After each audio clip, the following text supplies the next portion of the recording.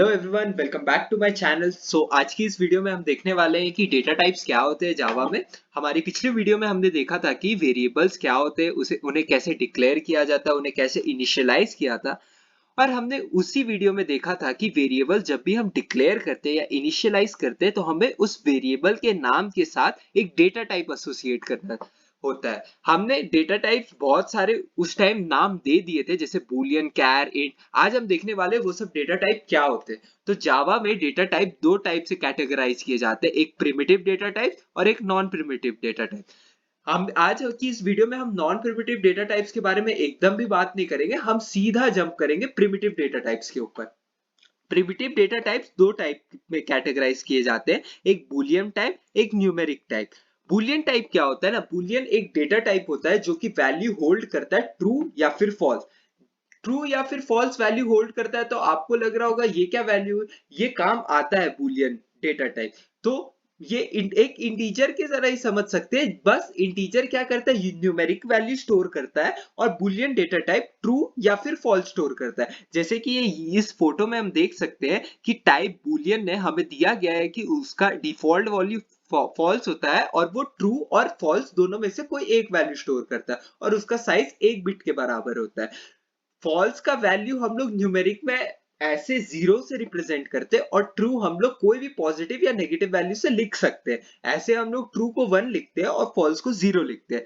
आगे बढ़ते हैं न्यूमेरिक टाइप में। न्यूमेरिक टाइप में आते हैं character values and integral values. Character values में हमारे कैर डेटा टाइप आता है। अब कैर डेटा टाइप क्या होता है, कैर डेटा टाइप वो डेटा टाइप होता है जिसमें हम एक सिंगल कैरेक्टर स्टोर कर सकते हैं। हम set of characters char data type में स्टोर नहीं कर सकते। हम कैर डेटा टाइप में केवल एक सिंगल कैरेक्टर स्टोर कर सकते हैं और वो कैरेक्टर कुछ भी हो सकता है। सिंगल कोट्स में, सिंगल कोट्स में हमें वो कैरेक्टर लिखना पड़ता है और वो कैरेक्टर हो सकता है या तो ए या तो बी या तो सी, 1 2 एक्सक्लेमेशन मार्क, कुछ भी हो सकता है।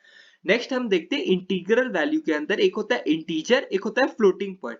इंटीजर के अंडर आते हैं हमारे बाइट, शॉर्ट, इंट और लॉन्ग। और फ्लोटिंग पॉइंट के अंदर आते हैं हमारे फ्लोट और डबल। इंटीजर के अंदर जैसे हम आप देख पा रहे होंगे यहाँ बाइट, शॉर्ट और इंट और लॉन्ग लिखा है। तो इतने सारे data types integer value store करने के लिए, हाँ इतने सारे बनाए गए, लेकिन हम लोग मेनली यूज करते हैं अपना इंट डेटा टाइप। और कोई कोई केसेस में हमें जब बहुत बड़ी वैल्यूज यूज करनी होती है तब हम यूज करते हैं अपना लॉन्ग डेटा। बाइट और शॉर्ट भी इंटीजर स्टोर करते हैं, लेकिन उसका साइज उतना बड़ा नहीं होता है, इसलिए हम जनरली बाइट और शॉर्ट को अवॉइड करते हैं और केवल इंट और फ्लोट को यूज करते हैं। बाइट में क्या होता है ना, बाइट हमारा 8 बिट्स का साइज रहता है और उसका रेंज रहता है -128 टू 127। बस मतलब वो पॉजिटिव 127 से ना ज्यादा वैल्यू स्टोर कर सकता है, ना नेगेटिव 128 से ज्यादा वैल्यू स्टोर कर सकता है। अब जैसे ही हम शॉर्ट पे आते हैं तो शॉर्ट का रेंज बाइट से बहुत ज्यादा होता है, लेकिन फिर भी एज कंपेयर टू प्रोग्रामिंग जो हम लोग करते हैं, लेकिन उसके कंपैरिजन में बहुत छोटा वैल्यूज होता है।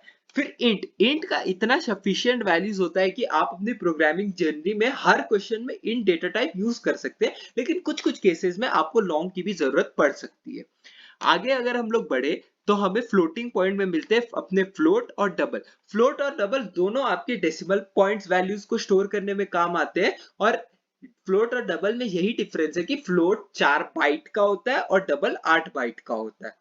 तो आइए हम लोग देखते हैं कि हर डेटा टाइप को हम लोग एक एक जल्दी जल्दी एग्जांपल ले लेते हैं और उसके बाद देख लेते हैं, उसे प्रिंट करा के देख लेते हैं हम लोग, ताकि हमें क्लियर हो जाए कि डेटा टाइप क्या होते हैं, कैसे होते हैं। जैसे सबसे पहले हमने पढ़ा बूलियन डेटा टाइप।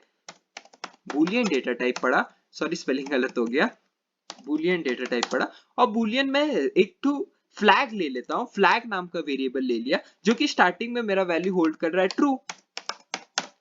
ओके, फिर उसके बाद मैं ये बूलियन डेटा टाइप प्रिंट करा देता हूं, फ्लैग, ये वैल्यू मैंने प्रिंट करा दी। ये मेरा ट्रू या तो फॉल्स होल्ड करेगा। मैंने इसे ट्रू वैल्यू दे दी तो ये मेरा ट्रू प्रिंट करा देगा।